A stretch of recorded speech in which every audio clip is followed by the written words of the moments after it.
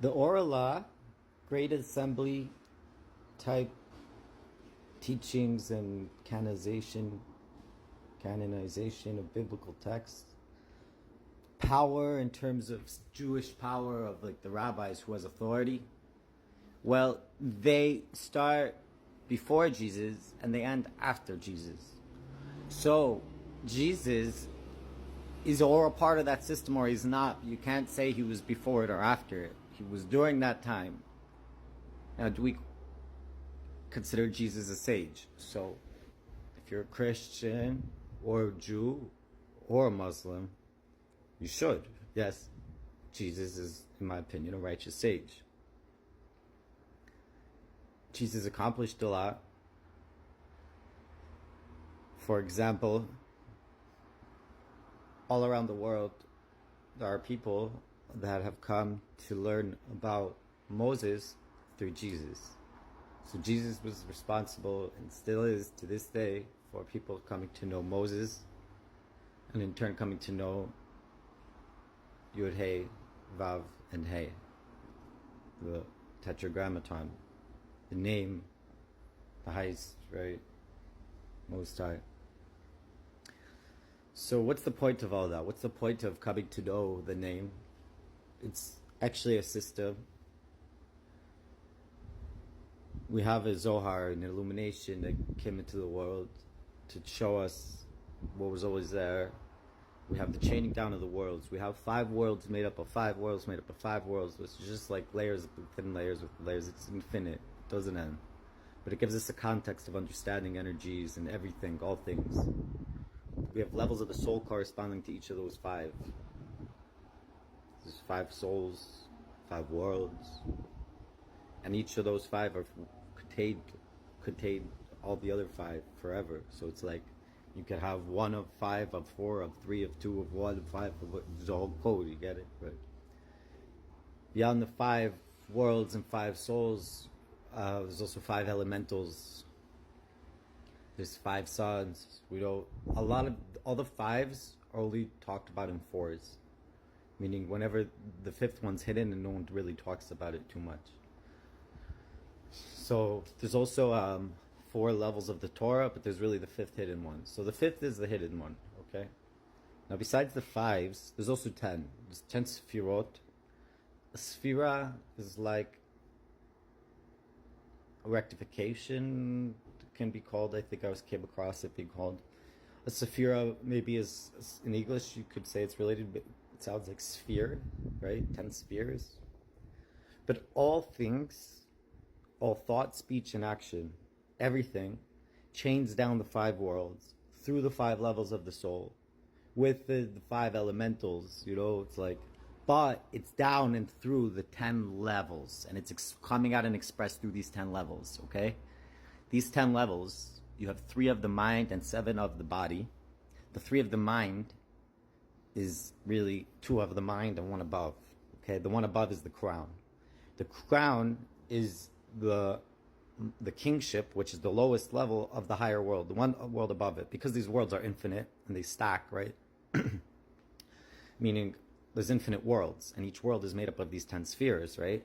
So when you get to the top of the world and you get to the crown above it, that's the lowest level of the world that is on top of it, where it's coming from, right?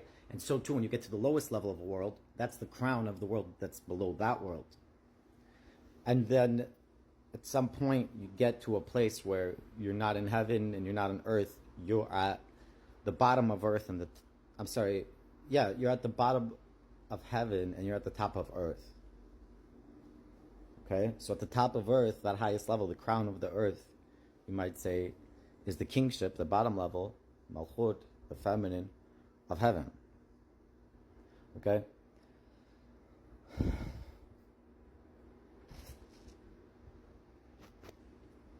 So, the 10 levels not only stack up one above the next, because when you get to the next one, you get to the next world.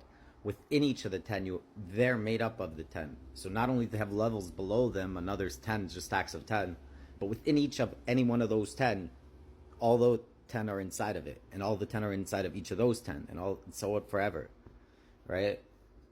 So that gives us a system where we can trace every thought, every action, every speech, every word, everything, every item, everything that can be like pointed at and say there's a thing. Every molecule, every structure, right? Everything can be described as being some makeup of these 10 existing within 5 worlds. Okay? And that is the chaining down of the worlds. It's called in Kabbalah the chaining down of the worlds. Kabbalah is Jewish, biblical, even before the Bible and before Judaism. It's just like godly, divine wisdom. I mean, the Torah, the Bible, precedes the world, and the world is created off of the Torah as the blueprint. But at that point, Torah didn't exist in the form that we have it, meaning to say the same letters in the same order are there, but you can put the spaces wherever you want, right? And make a different Torah. So the Torah as we have it is as it with the spaces that it has now. But that 3,334 years ago or whenever, that's when it came into that form, when God gave it to us in Sinai. Before that, I don't know what form it was in. There was a Torah in heaven, though, and there was people connected to it, like Abraham, Isaac, Jacob. They were before the Torah. They were connected to the Torah. What form was it for them, I don't think it was written down in a form, but they were tapping into something on high. So the main point of what did Jesus bring to the world is really an understanding of this. How? Because Jesus brings people to what? To Moses. Moses brings people to the name. The name brings people to an awareness of all that's going on. Okay, all that's going on. The name connects, the 4-letter name connects to the 4 levels of the soul, the 4 worlds. We said there's a hidden 5th. So yes, there's really a hidden 5th of the name. The name is 4 letters, but there's really a hidden 5th letter, and it's not its own letter, but it's the top of the first letter. The very top of the first letter is counted as its own identity in a way, and that's representing the highest of the 5. So we have 5 parts of a 4-letter name, and that's why when you have awareness of the name, the Yod He and Vav He, now you have an awareness of the entire system of the 5 worlds, the 5 levels of the soul, the 5 levels of Torah, right? Let's go through it. So you have the kites of the Yod, the thorn of the Yod, because the Hebrew letters have thorns on the top, crowns and thorns, right? So the thorn of the Yod, the highest part of the Yod, that's the highest level. But it's not just the highest level of the 5 worlds and the 5 levels of Torah and the 5 levels of the soul. It also corresponds to the highest level of the set of 10. So now, coming with the knowledge of the awareness, right, of the thorn of the first letter, the Yod, which can be like pronounced also Yad, hand, right? And it can have so many different numeric, because there's like there's infinite ways to do the numeric system, actually infinite ways. So it's just really, it can mean so many things, and it's really, that's how you can connect with the infinite and play with, people like to play with AI, will play with numbers and Torah. It's way better than playing with AI, and it will respond to you, and you connect to your highest levels of your soul through Torah, and it communicates to you through Torah. I read Zohar in the casino, and we won big. We kept winning. Did not lose. We just kept winning. So we played numbers. We read Zohar first, connected into the spiritual, scanned the Hebrew letters, read them, pronounced them, intended them, understood them as much as possible. And then we played the numbers. We sat and we played numbers. And we didn't play at the roulette like we saw some people who don't know. They just put it on a square and that's their guess. Or they're trying to tap in somehow, but they don't know how.